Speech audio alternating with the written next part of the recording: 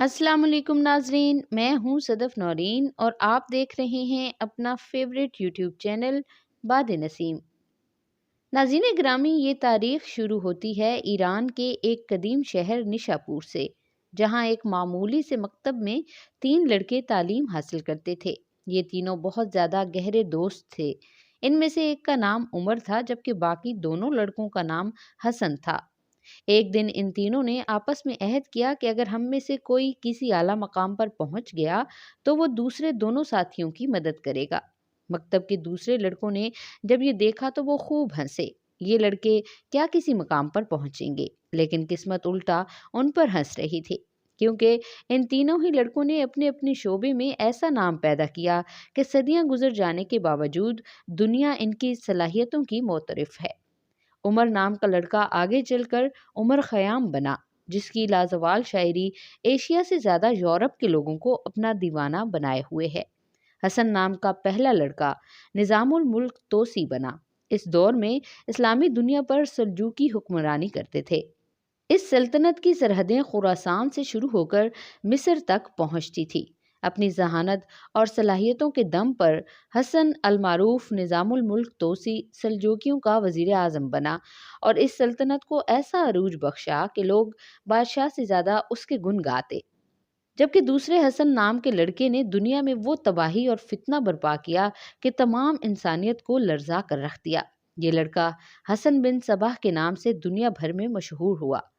مشہور زمانہ video game اور فلم اسیسین کریڈ اسی حسن بن صباح سے انسپائرڈ ہے۔ مکتب کی تعلیم مکمل کرنے کے بعد یہ تینوں لڑکے اپنی اپنی راہ چلے گئے۔ عمر خیام نشاپور میں ہی مقیم رہے اور ایک طوائف سے شادی کی۔ زندگی بہت زیادہ غربت میں گزر رہی تھی کہ آپ کو کسی نے اطلاع دی کہ تمہارا فلاں دوست سلجوقی دربار میں وزیر اعظم بن گیا ہے۔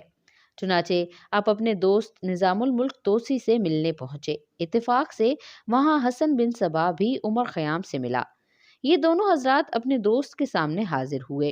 نظام الملک توسی نے عمر خیام کو اس کی خواہش کے مطابق ایک بڑی جاگیر سے نوازا، جبکہ حسن بن صباح کو اس کی خواہش کے مطابق محل کے کوتوال کا عہدہ عنایت کیا۔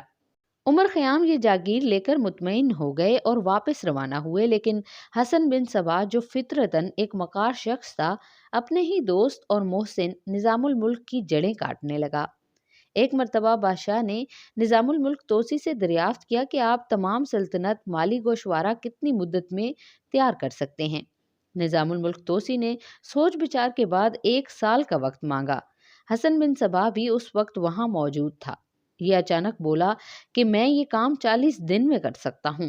بادشاہ نے اسے اجازت دی، مگر اس نے کہا کہ اگر میں یہ کام کرنے میں کامیاب رہا تو آپ نظام الملک توسی کی جگہ مجھے وزیر اعظم کے عہدے سے نوازیں گے۔ اس بات پر نظام الملک کے ساتھ ساتھ خود بادشاہ کو بھی غصہ آیا، مگر دونوں نے صبر کیا۔ بالآخر 40 دن بعد وہ ایک گوشوارہ لے کر بادشاہ کے پاس حاضر ہوا۔ یہ ایک نامکمل اور جھوٹے اعداد و شمار پر مشتمل ایک گوشوارہ تھا۔ بادشاہ، جو کہ خود بھی ایک زیرک انسان تھا، تھوڑی سی جانچ پڑتال کے بعد جان گیا اور اس نے حسن بن صباح کو موت کی سزا سنا دی، مگر نظام الملک توسی کے کہنے پر اسے معاف کیا گیا اور صرف دربار سے دفع ہو جانے کو کہا۔ اس کے بعد حسن بن صباح مصر پہنچا، جہاں فاطمی خلافت قائم تھی۔ یہاں اس نے اسماعیلی مذہب اختیار کیا اور خلیفہ مستنصر کے بیٹے نزار کی طرفداری کرنے لگا۔ لیکن خلیفہ مستنصر کا وزیر بدر جمالی، جو کہ نہایت طاقتور تھا، اس نے حسن بن صباح کو عیسائی لٹیروں کے حوالے کر دیا۔ یہ اپنی چلاکی کی بدولت یہاں سے بھی بچ نکلا اور مختلف شہروں کا سفر کرتے ہوئے ایران کے شہر قزوین پہنچا۔ اب اس نے ایک نیک سیرت بزرگ کا روپ دھارا۔ بھولے بھالے لوگ اس کی فلسفیانہ باتوں میں آ کر اس کے مرید ہو جاتے۔ اس کی آنکھوں میں ایک ایسی کشش تھی کہ خواتین اس کی طرف دیکھتے ہی اس کی گرویدہ ہو جاتی۔ یہ دوران سفر جس خاتون سے بھی تعلق قائم کرتا، اس کا نام اور پتہ ایک ڈائری میں محفوظ کر لیتا۔ اسی طرح یہ ہنرمند افراد کا نام اور پتہ بھی درج کرتا۔ قزوین میں موجود ایک قلعہ الموت حسن بن صباح کو بہت زیادہ پسند آیا اور اس نے یہیں اپنا مسکن بنا لیا۔ اس قلعے کا مالک حسن بن صباح کا عقیدت مند تھا، لیکن جب حسن بن صباح کے مریدوں کی تعداد میں اضافہ ہوا تو اس نے مالک کو ہی اس قلعے سے نکال باہر کیا۔ یہ قلعہ کافی بڑے رقبے پر مشتمل تھا۔ اس کے اندر کئی محل واقع تھے۔ اسی دوران حسن بن صبا، جو کہ ایک حکیم بھی تھا، اس پر حشیش کی پتیوں کا انکشاف ہوا، جسے انڈیا اور پاکستان میں بھنگ کہا جاتا ہے۔ اس نے اپنے مریدوں کو لوٹ مار کے کام پر لگایا اور اس سے حاصل ہونے والی دولت سے قلعے کے اندر ایک خفیہ جنت تعمیر کروائی۔ دوران سفر اس نے جن خوبصورت لڑکیوں اور ہنرمند افراد کے نام اور پتے درج کیے تھے، انہیں اس قلعے میں بلوا لیا۔ اس قلعے میں دودھ کی مصنوعی نہریں بہائی گئیں، سونے اور چاندی کے محل تعمیر کیے گئے، ایسے درخت لگائے گئے جن کا سایہ نہایت گہرا تھا۔ خوبصورت ترین فحاشہ عورتوں کو حوروں کا نام دیا گیا۔ اب جس مرید کو جنت کی سیر کروانا مقصود ہوتی، اسے بھنگ کے نشے میں مصنوعی جنت میں چھوڑ دیا جاتا اور کچھ دیر بعد اسے واپس نکال لیا جاتا۔ اب وہ واپس اس جنت میں جانے کے لیے کسی بھی حد سے گزرنے کو تیار ہوتا۔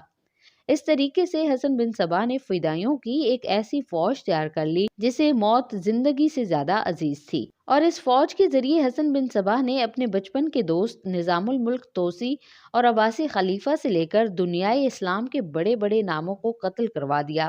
نہ صرف اسلامی دنیا بلکہ اس کے فدائین کی پہنچ یورپ کی بادشاہتوں تک بھی تھی۔ چھوٹی چھوٹی ریاستیں اس کے شر سے محفوظ رہنے کے لیے اس کو خراج پیش کرتیں۔ اس نے اپنے قلعے الموت اور مصنوعی جنت کے قانون اس قدر سخت بنا رکھے تھے کہ روز 2-3 غلام یا کنیزیں سزائے موت کا شکار بنتی۔ یہاں تک کہ اپنے 2 سگے بیٹے بھی اس نے قتل کروا دیے۔ مریدوں میں اس کے احترام اور دہشت کا یہ عالم تھا کہ اس کی انگلی کے ایک اشارے پر درجنوں لوگ موت کو گلے لگا لیتے۔ اس نے قلعہ الموت اور اپنی مصنوعی جنت میں چھوٹے چھوٹے خفیہ آئینے اس طرح نصب کیے تھے کہ یہ آئینے CCTV کیمروں کا کام کرتے اور اسے تمام قلعے کا احوال معلوم رہتا۔ اس کے مرید اسے حسن بن صبا کی روحانی طاقت سمجھتے اور سمجھتے کہ حسن بن صبا ہر چیز بذریعہ کشف جان لیتا ہے۔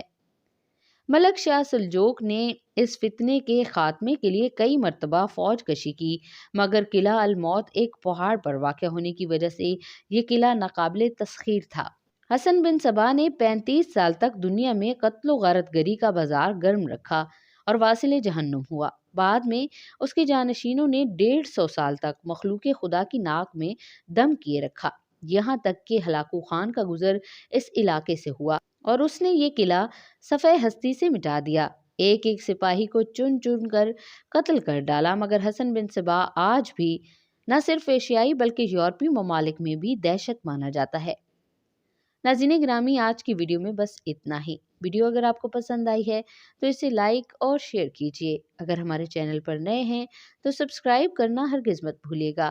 آپ سے ملیں گے اگلی ویڈیو میں، تب تک کے لیے ہمیں اجازت دیجیے۔ اللہ حافظ۔